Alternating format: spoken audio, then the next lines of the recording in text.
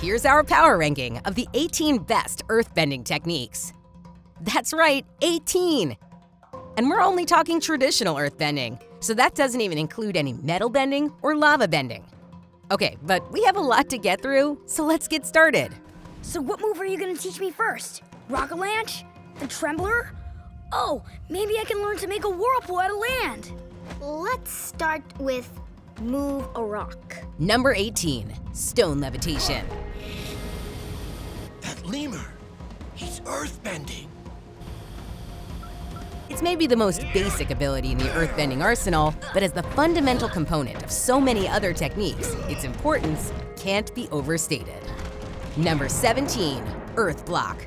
Another basic tactic that is incorporated into many other moves, earth block is often used for defense, but can double as a devastating offensive attack.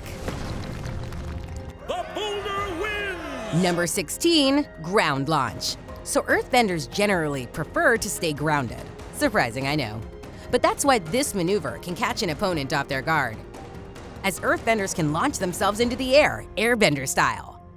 It can also be used to stop kids from embarrassing them in front of their crush. Does he drive you crazy in a bad way?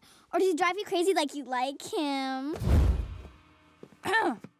Oh, hey, Mako. Number 15, boulder bash. While many of these techniques involve using rocks to the bender's advantage, boulder bash can be used to quickly deal with rocks that have become an obstacle, obstruction, or even a weapon used by an opposing earthbender.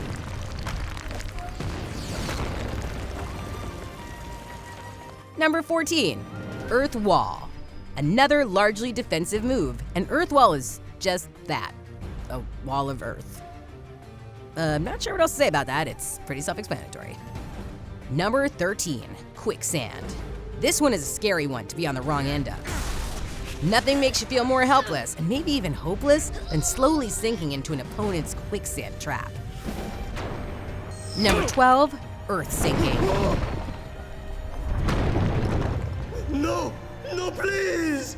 Okay, did I say nothing makes you feel more helpless? Scratch that, because earthbenders have the ability to sink an opponent into solid rock. I can't move. Not only is there no chance to move through that rock, the sinking is also controlled entirely by the earthbender. You don't need to do this! Apparently, I do. Talk about helpless. Number 11, ground tunneling. While that last one was kinda dark, it can also be refined into a pretty helpful ability. If an earthbender can make an opponent sink into the earth, why not use that skill to tunnel through the earth themselves, allowing them to swiftly move around a battlefield? Number 10, earth skating. Speaking of swiftly moving around, earth skating is an incredibly effective means of travel if an earthbender is skilled enough.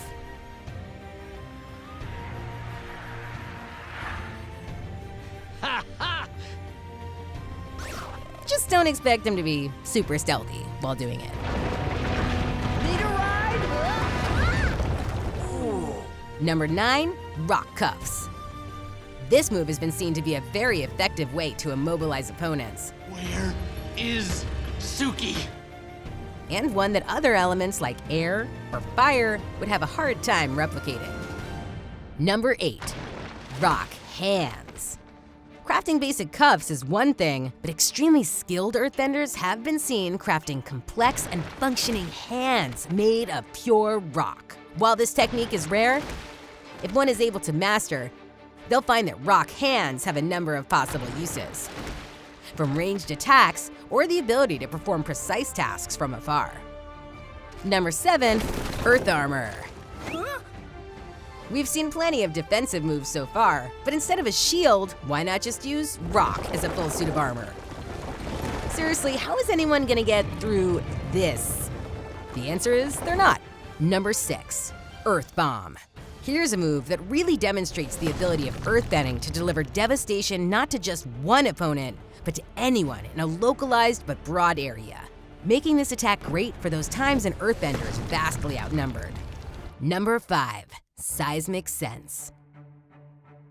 This is the perfect example of just how adaptable earthbending can be. Although it's often seen as a rigid art, Let's not forget that the seismic sensibility allows a skilled earthbender to sense very fine movements and vibrations, Please wait. There you are. giving them a versatile advantage in combat.